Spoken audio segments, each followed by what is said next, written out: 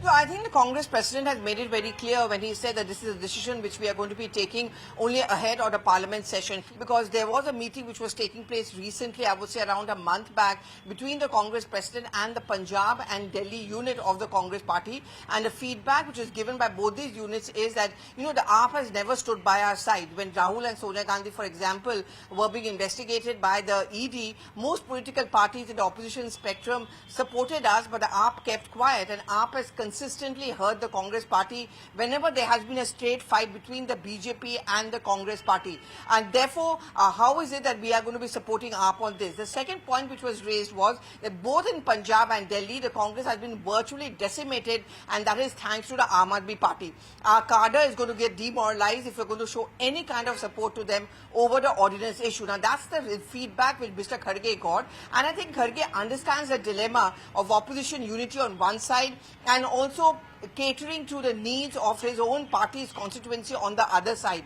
And that's the reason why he did not want to take a decision and said we are going to postpone it. Will the AAP allow that to be postponed? Because the kind of feedback which was given to the Congress ahead of the meeting is that we're going to try and ensure that these kind of issues are not even broached by AAP, but clearly that hasn't happened. And if AAP actually walks out of that meeting, or they've clearly come out with a mood that they're going to take on the Congress party, it's going to be very, very poor optics for the whole idea of opposition unity, and of course it's going to make it very, very embarrassing for, say, Mamata Banerjee or even for Nitish Kumar, who have been most articulate when there has been this whole issue of the need for opposition parties to come together. Well, many years back, when the Aadmi party had come to power in Delhi, Rahul Gandhi had actually praised it by saying there are lots of things we need to learn from them. Clearly, the Congress party and AAP over years have now drifted apart. And the main reason behind it is AAP has always risen at the cost of the Congress party. Whenever there has been a straight fight between the Congress and the BJP, like it was, for example, in Gujarat or in Goa, the AAP has emerged on the scene and cut the anti-BJP votes, or rather the Congress votes, which has not benefited the grand old party. And therefore, that's one big reason why the AAP has never won the confidence of the Congress party. And while Congress is ready to do business with most of the other opposition parties, despite its tutu meme with the Trinamool Congress in West Bengal, when it comes to AAP, the Congress has a complete zero trust game with them. This is emerging as far as the opposition unity meeting is concerned. What sources had consistently told us is one of the favorite pleas of the AAP that it wants support from everyone inside Rajya Sabha when the ordinance is put up to vote to convert it into a law. The Congress has been very reticent. That is because the feedback which the Congress top leadership has got from the Punjab and the Delhi unit, the two areas where the AAP has beaten the Congress party, has been you give even a lend a shoulder to the AAP, it's going to be at the cost of our party, and we will be decimated.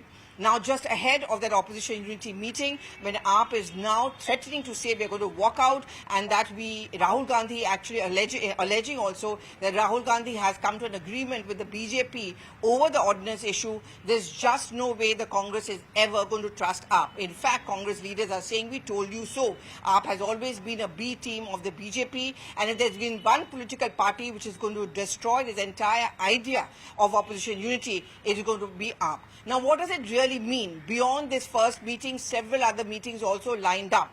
Whatever may be the call taken by the Congress on the ordinance issue, the fact remains is that will the other political parties in the opposition spectrum also end up trusting the AAP, knowing very well that this was a decision we didn't want to discuss or raise, but AAP has made a public posture, and therefore giving it on a handle to the BJP at a time when there's a lot of cynicism, not just among the BJP, but also among the voters on whether opposition unity can actually emerge as a chief challenger to the Modi factor for 2024. Should the AAP have actually kept quiet? But I think this is yet another nail in the coffin of a possible good equations between AAP and Congress that has been completely wiped out. It is not going to be forgotten in a hurry, and certainly not being forgiven. The impact of this will be just felt not only on the Congress-AAP equations, but also on the overall factor of opposition unity. Early days yet at this attempt to form an opposition unity, but over the next few meetings, over the next few months in the run-up to a 2024 Lok Sabha election, it certainly doesn't augur well for a joint opposition campaign against the BJP or the NDA.